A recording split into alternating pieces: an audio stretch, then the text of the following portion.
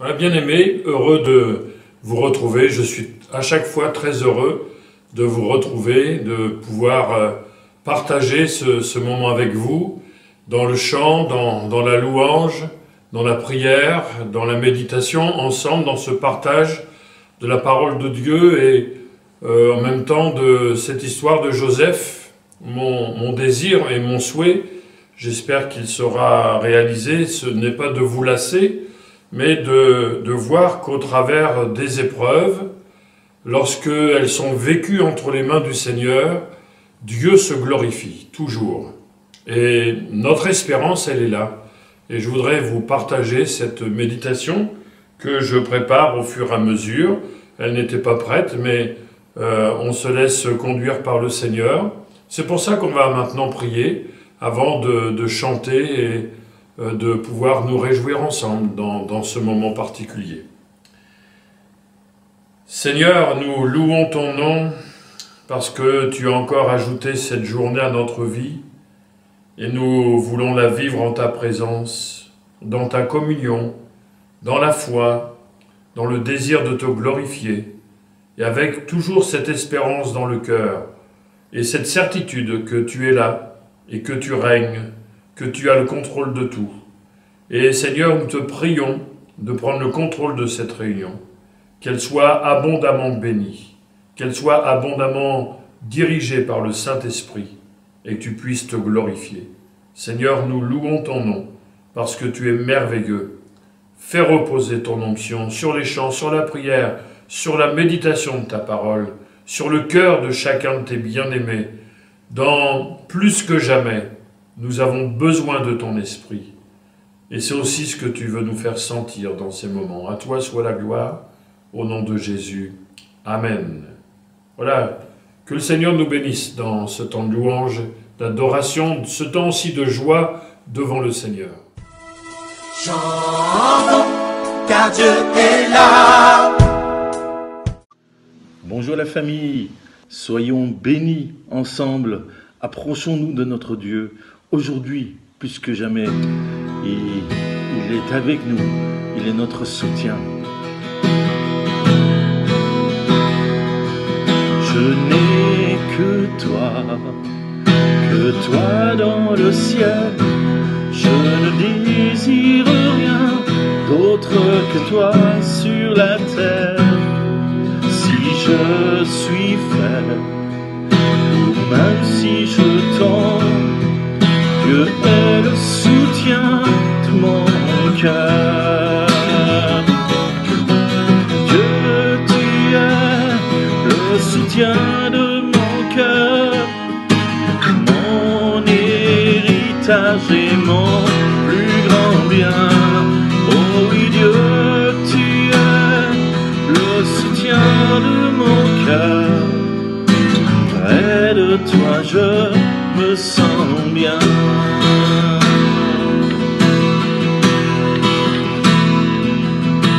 Quand mon cœur était plein d'amertume, je perdais la raison et je n'y voyais plus rien. Mais Dieu s'approcha pour me saisir la main. Dieu est le soutien de mon cœur. Dieu, tu es le soutien de mon cœur, mon héritage et mon plus grand bien. Oh oui, Dieu, tu es le soutien de mon cœur. Près de toi, je me sens bien. Je n'ai que toi dans le ciel. Je ne désire rien d'autre que toi sur la terre. Si je suis faible, ou même si je tombe, Dieu est le soutien de mon cœur. Dieu, tu es le soutien de mon cœur, mon héritage et mon plus grand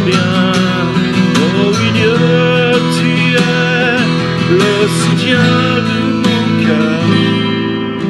Près de toi je me sens bien. Près de toi je me sens bien. Merci parce qu'en toutes circonstances, nous pouvons nous approcher de toi, Seigneur Jésus. Que tu nous protèges, Seigneur Jésus. Tu n'es pas dépendant, toi, des éléments qu'il y a autour de nous. Mais Seigneur Jésus, merci. Merci d'être avec nous, Seigneur. Amen. Bonjour à tous. La vie chrétienne n'est pas toujours un long fleuve tranquille. Et il peut arriver à un moment donné, où tu l'es peut-être, qu'on se trouve au cœur même de l'ouragan, au cœur même de la tempête, et tu vois ces immenses vagues qui essayent de te submerger. Je voudrais simplement te dire que, même dans ces moments-là, le Seigneur est à tes côtés.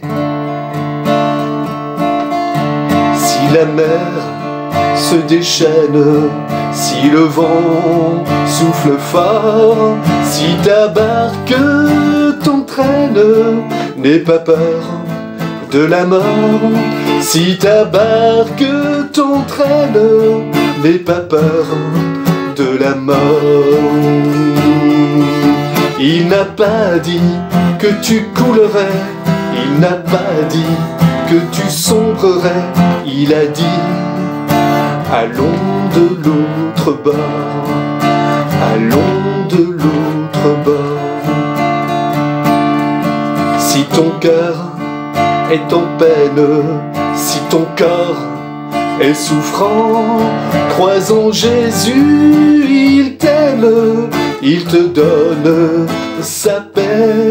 Crois en Jésus, il t'aime, il te donne sa paix.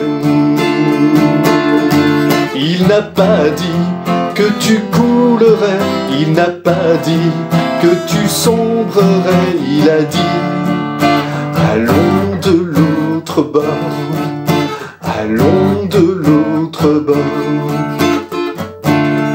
Si un jour sur ta route tu croises le méchant, ne sois pas dans le doute, Dieu prend soin de ses enfants. Ne sois pas dans le doute, Dieu prend soin de ses enfants. Il n'a pas dit que tu coulerais, il n'a pas dit que tu sombrerais, il a dit allons de l'autre bord, allons de l'autre bord. Si la mer se déchaîne, si le vent souffle fort, si ta barque t'entraîne, n'aie pas peur de la mort.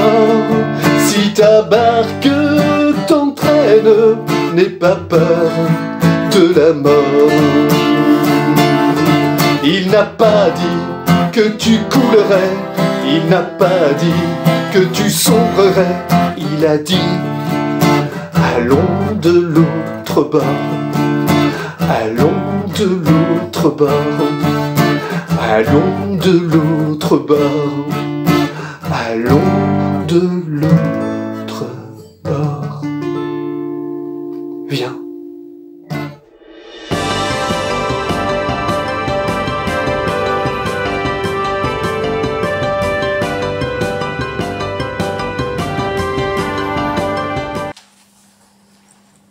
Donc nous continuons avec notre méditation sur Joseph et nous allons sans tarder au chapitre 37 du livre de la Genèse.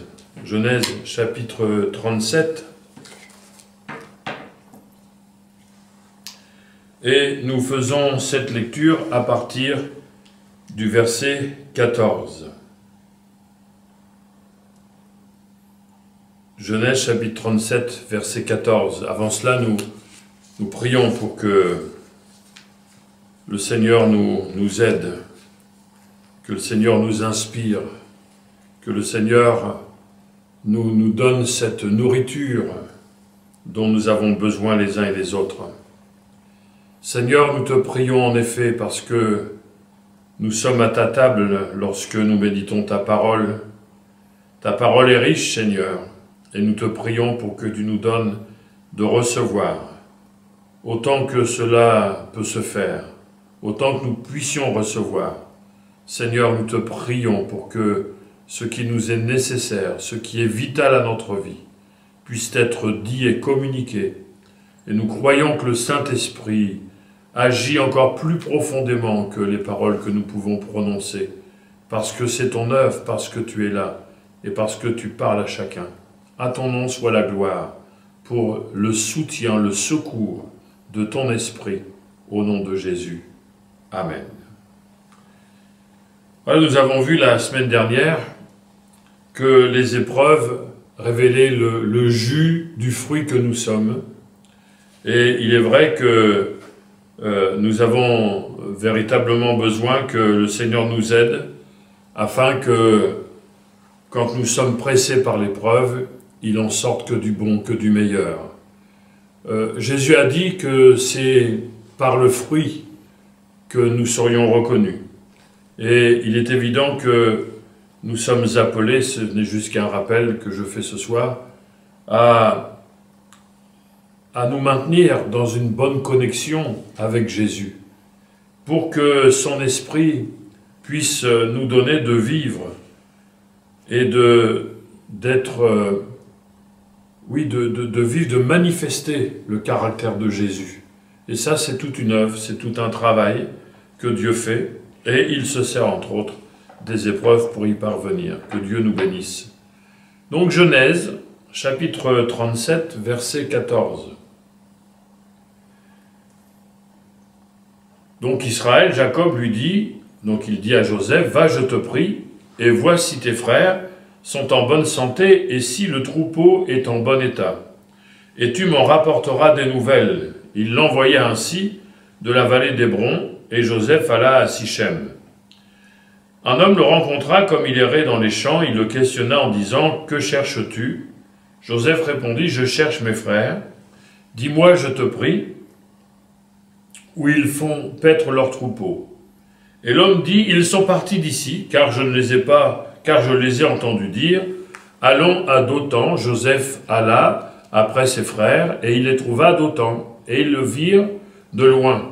Et avant qu'ils soient près d'eux, ils complotèrent de le faire mourir. Ils se dirent l'un à l'autre, « Voici le faiseur de songes qui arrive.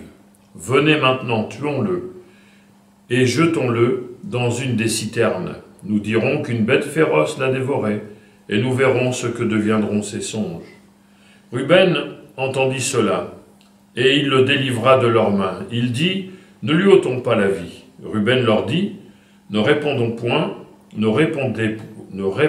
point, je vais y arriver, ne répandez point de sang, jetez-le dans cette citerne qui est au désert, et ne mettez pas la main sur lui. » Il avait dessein de le délivrer de leurs mains pour le faire retourner vers son père. Lorsque Joseph fut arrivé auprès de ses frères, ils le dépouillèrent de sa tunique, de la tunique de plusieurs couleurs qu'il avait sur lui. Ils le prirent et le jetèrent dans la citerne. Cette citerne était vide, et il n'y avait point d'eau. Ils s'assirent ensuite pour manger. Ayant levé les yeux, ils virent une caravane d'Ismaélites venant de Galaad. Leurs chameaux étaient chargés d'aromates, de baume et de myrrhe, qu'ils transportaient en Égypte. Alors Judas dit à ses frères, « Que gagnerons-nous à tuer notre frère et à cacher son sang? Venez, vendons-le aux Ismaélites, et ne mettons pas la main sur lui, car il est notre frère, notre chair. » Et ses frères l'écoutèrent. Au passage des marchands madianites, ils tirèrent et firent remonter Joseph hors de la citerne, et ils le vendirent pour 20 cycles d'argent aux Ismaélites, qui l'emmenèrent en Égypte.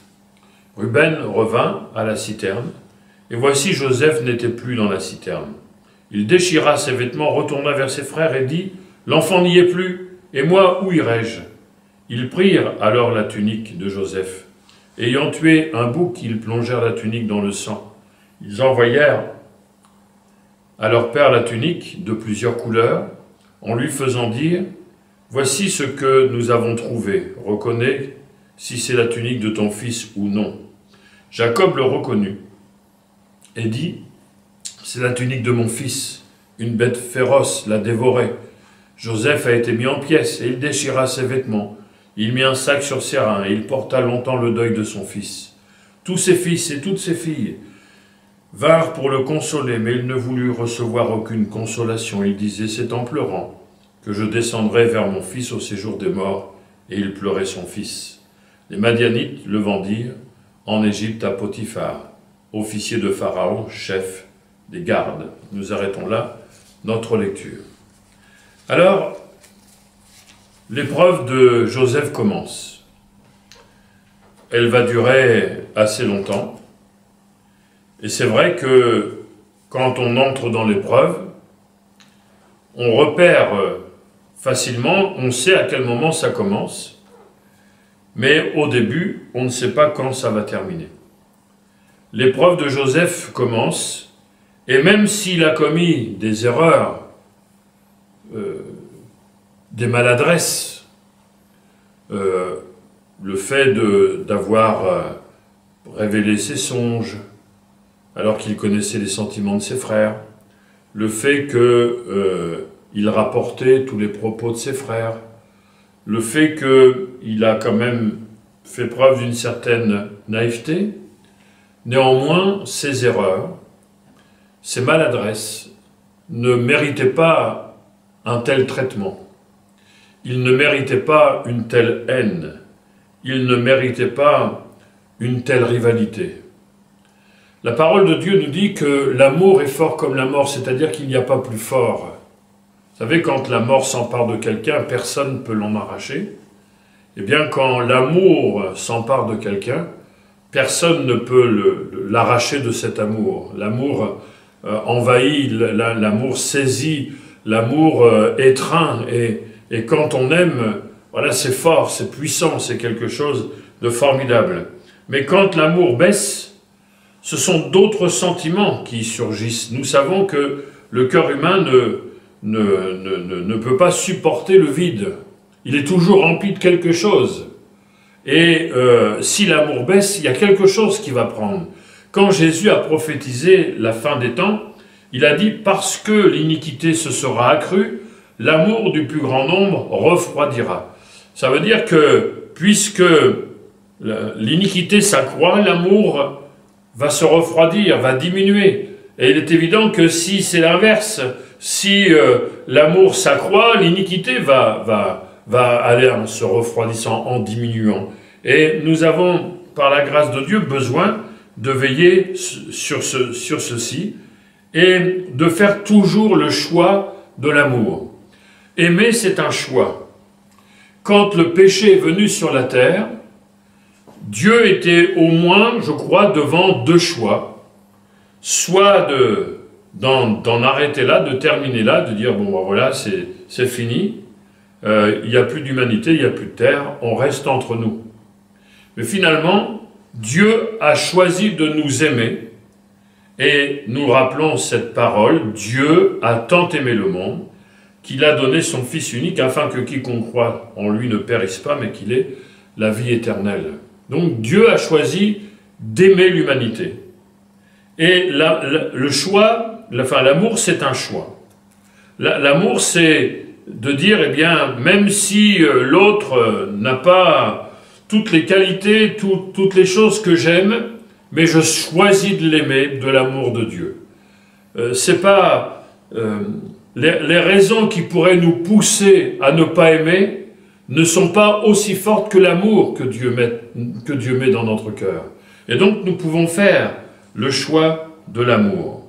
Le livre des Cantiques au chapitre 8, sauf erreur, dit ceci: « Les grandes eaux ne peuvent éteindre l'amour. » Et je dirais, pour donner un résumé de cette phrase, l'amour c'est le triomphe des chrétiens. L'amour c'est le triomphe des chrétiens. Les grandes eaux ne peuvent éteindre l'amour. Paul dit aux Colossiens, « Revêtez-vous de l'amour, qui est le lien de la perfection. » C'est-à-dire, l'amour, c'est le lien parfait de l'unité. C'est ce qui permet à un couple, à une famille, ce qui permet à une église de rester unie. L'amour est le lien parfait de l'unité. Et quand on regarde le texte, donc « Revêtez-vous », Ça veut dire que l'amour, c'est un vêtement qui va recouvrir tout le reste.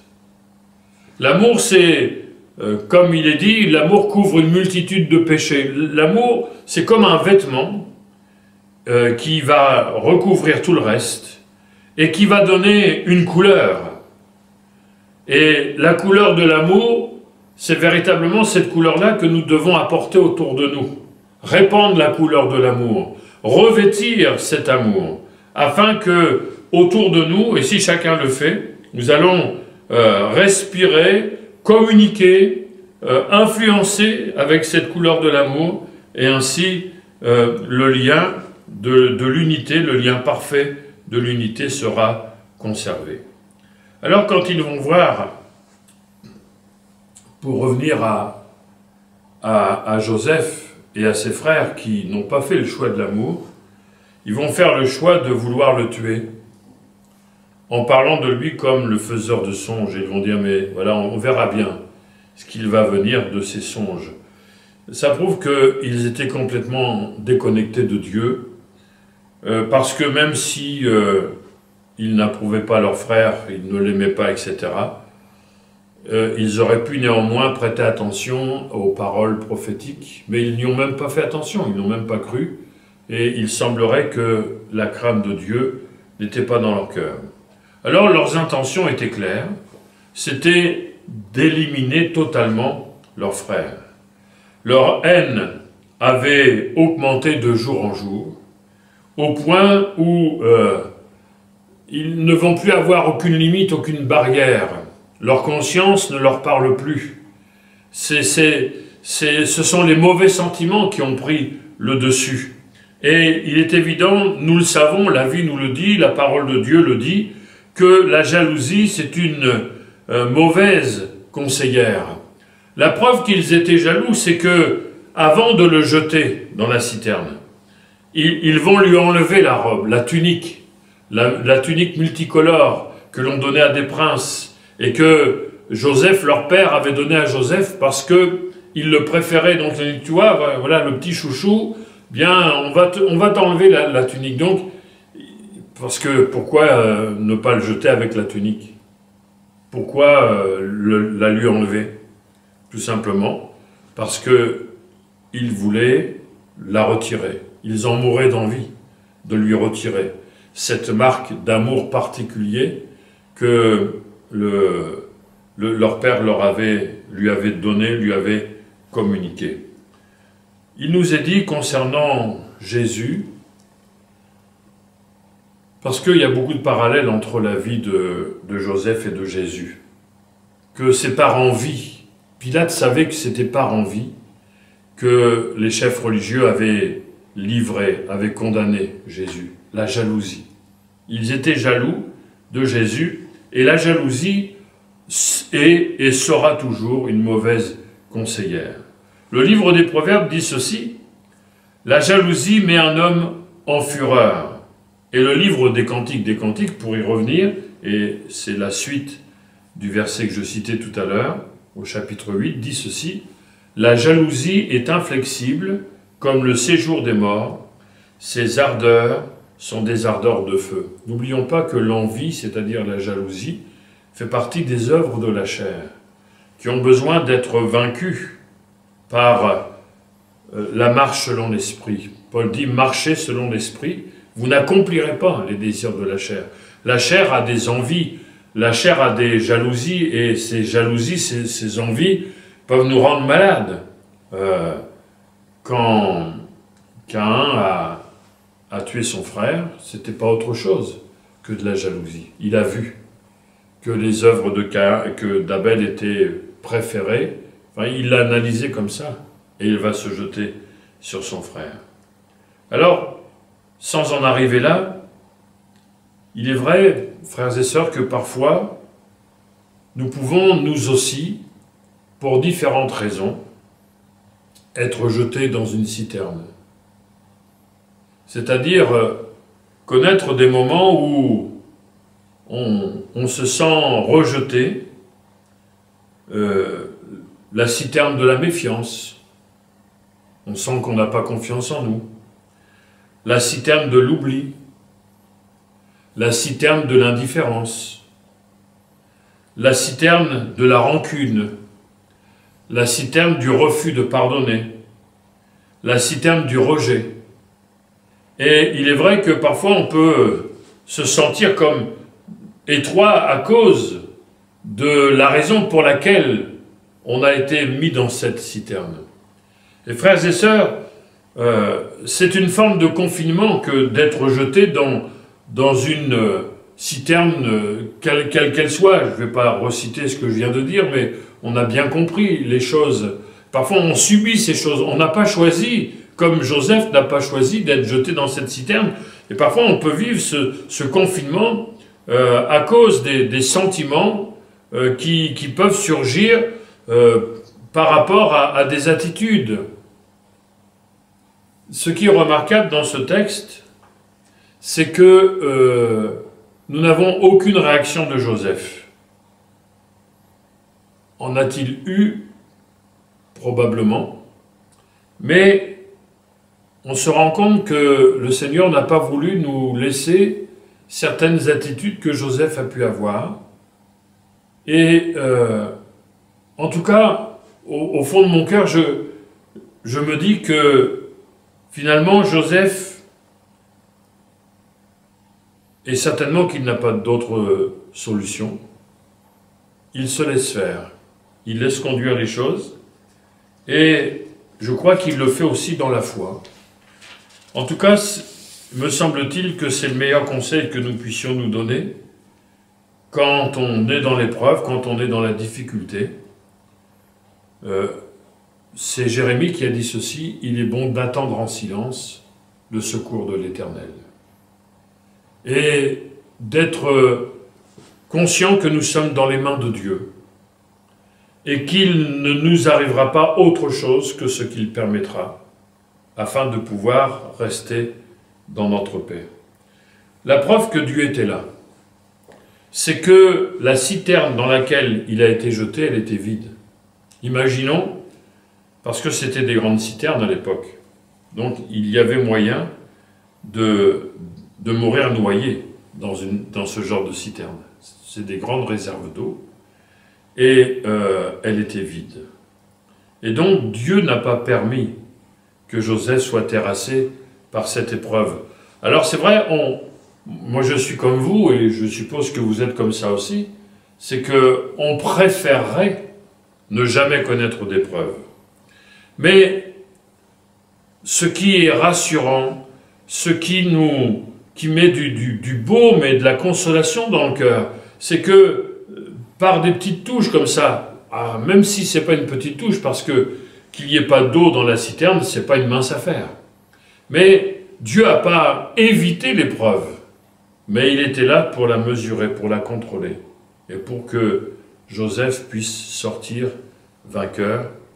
Le Seigneur nous prouve qu'au travers de nos épreuves, il a le contrôle de tout et qu'il veille avec amour sur chacun d'entre nous. Alors, une autre preuve de l'amour de Dieu, c'est que deux de ses frères vont intercéder en faveur de Joseph. 2 sur 11, c'est pas beaucoup, mais ça va tout changer. Dieu veille toujours à ce qu'il y ait une, deux, plusieurs personnes qui prient et qui soient là pour intercéder afin que ceux et celles qui passent par l'épreuve puissent s'en sortir. Et c'est la beauté de la famille de Dieu, c'est la beauté de l'Église. Parmi ses frères, il y a Ruben, dont le nom signifie « voyez un fils ». Voyez un fils. Et je dirais que là, en l'occurrence, on pourrait dire, mais voyez un frère. Voyez ce que c'est véritablement un frère. Et c'est vrai, quand on est frère ou sœur, ça doit se voir. Ça doit se remarquer, surtout dans les moments difficiles. C'est vrai que quand tout va bien, on n'a pas forcément l'occasion de manifester. Et la nature humaine, c'est de dire, bah, quand ça va bien, on ne dit rien. Par contre, quand ça va plus mal, on le dit. Mais l'essentiel, c'est que lorsque mon frère ou ma sœur a besoin, que nous soyons là, frères et sœurs, pour qu'on puisse dire, mais voilà un frère, voilà une sœur qui, lorsque un tel ou une telle est passé dans l'épreuve, ils se sont manifestés, ils se sont révélés comme être un frère ou une sœur, comme Ruben va se manifester être un frère pour Joseph. La Bible dit, Proverbe 19, 24, « Celui qui a beaucoup d'amis les a pour son malheur, mais il est tel ami plus attaché qu'un frère. » Et je rappellerai cet autre verset que nous connaissons, « L'ami aime en tout temps, et dans le malheur, il se montre un frère. » Et Ruben, on a pu dire, voilà un frère. Voilà quelqu'un qui est du même sang et qui est rempli d'amour pour son frère et qui va intercéder afin que ses frères, les frères de Joseph, les autres, ne le tuent pas. Et puis le second, c'est Judas. Judas, ça signifie louange de l'Éternel.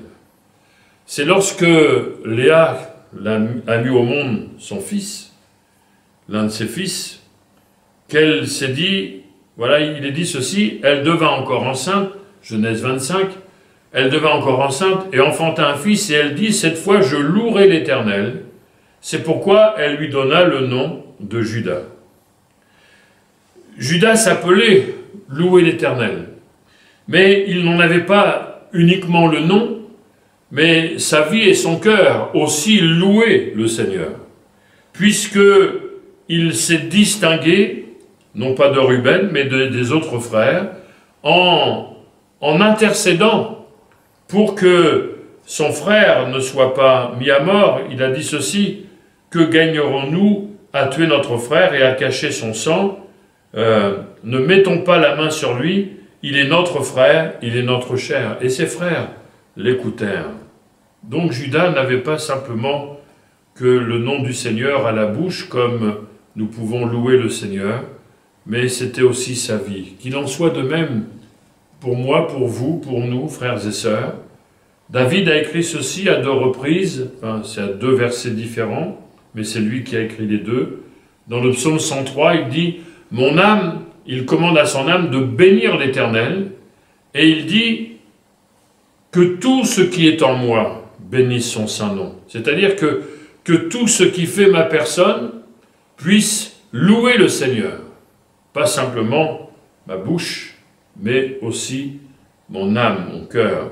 Et au psaume 19, David dit ceci, « Reçois favorablement les paroles de ma bouche, mais aussi les sentiments de mon cœur, ô Éternel, mon rocher et mon libérateur. » La bouche, bien sûr, mais aussi les sentiments du cœur, que du profond de notre cœur, nous puissions louer le Seigneur.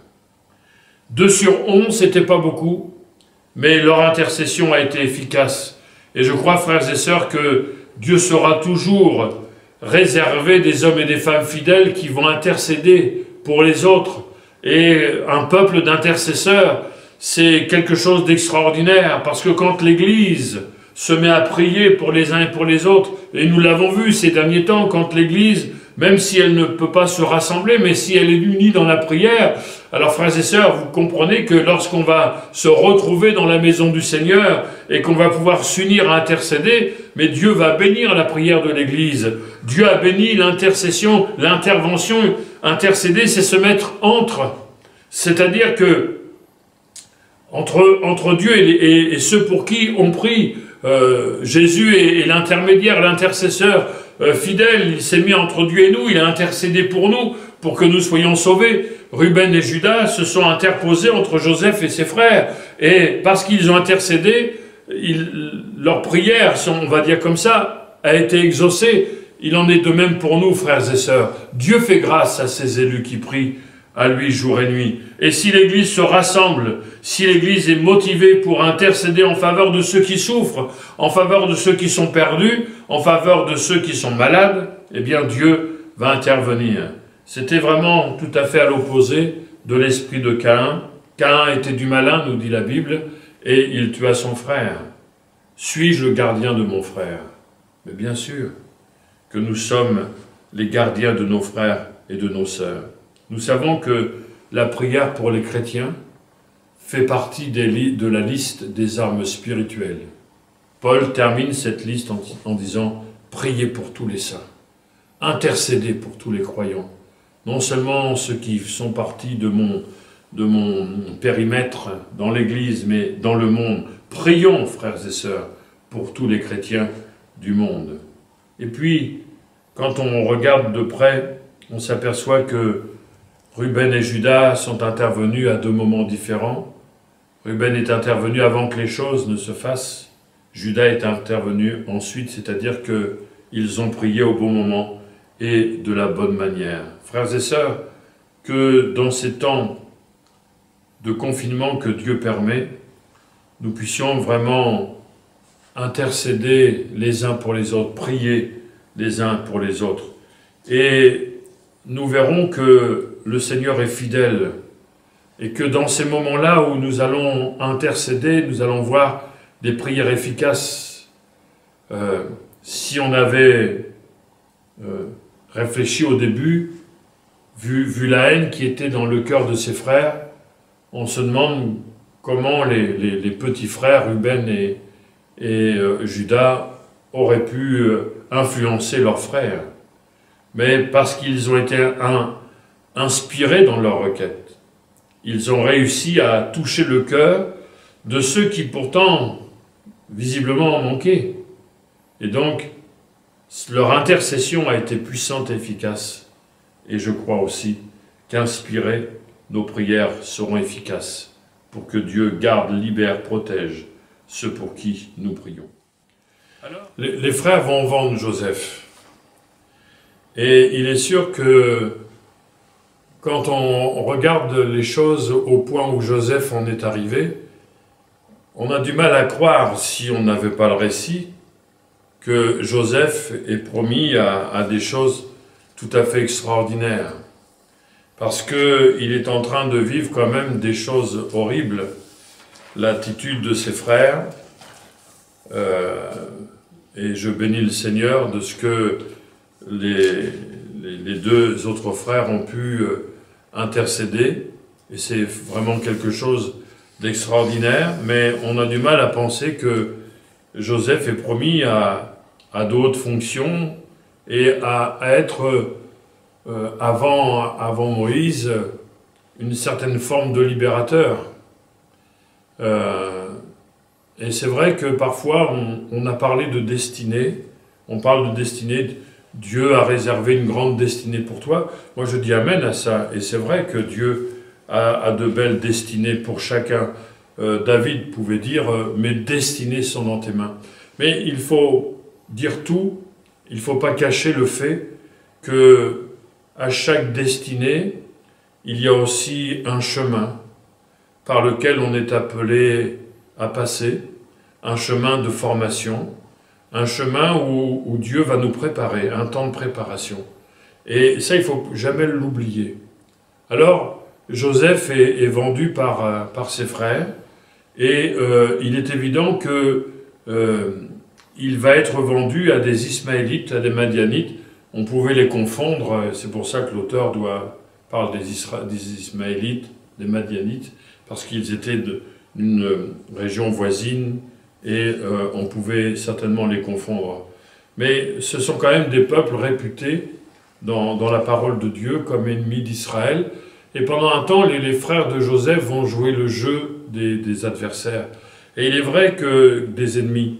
Et il est vrai qu'on doit toujours être prudent dans nos attitudes, d'une manière ou d'une autre, à ne jamais faire le jeu de l'adversaire de nos âmes. À toujours veiller à ce que notre attitude ne puisse pas favoriser l'action du diable. J'aime beaucoup le texte de Job. Vous vous rappelez, dans Job 41, il est parlé du crocodile.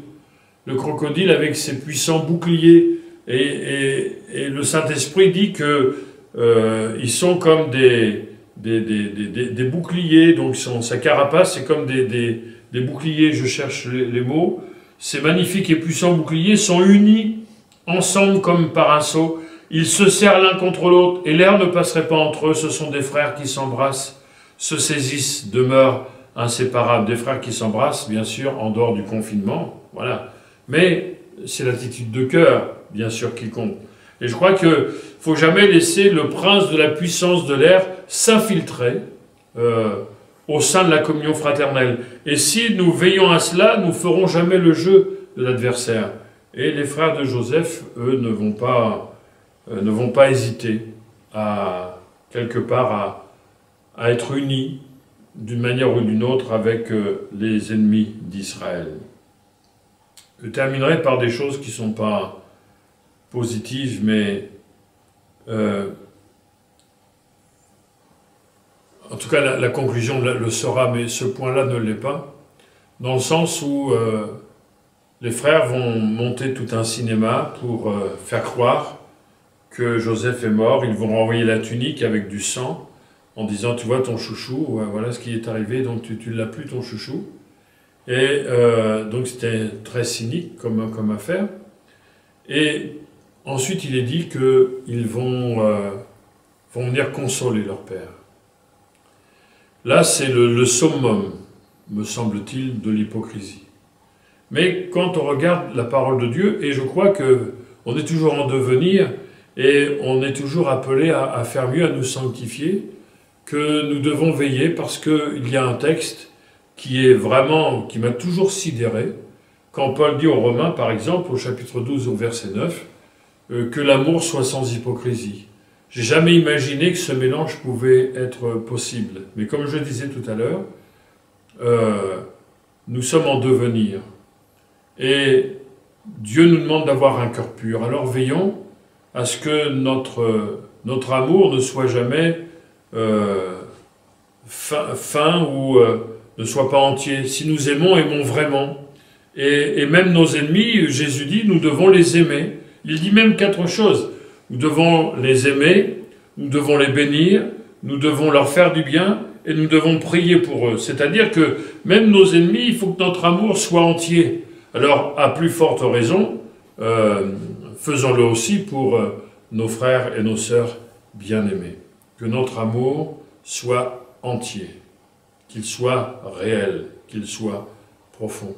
Et puis, la conclusion, c'est que Joseph va être vendu par les Madianites, Ismaélites, à Potiphar et emmené en Égypte. C'est toujours dans le même sens, voilà, ça n'en finit pas, il s'éloigne de plus en plus de la maison paternelle. On pourrait se dire, mais franchement, ça tourne vraiment mal pour lui, mais finalement, c'est un événement crucial, important dans le plan de Dieu. Puisque c'est de là, 430 ans ou un petit peu plus après, que le peuple d'Israël, après avoir bien connu une progression numérique, va sortir d'Égypte avec les 10 plaies, etc.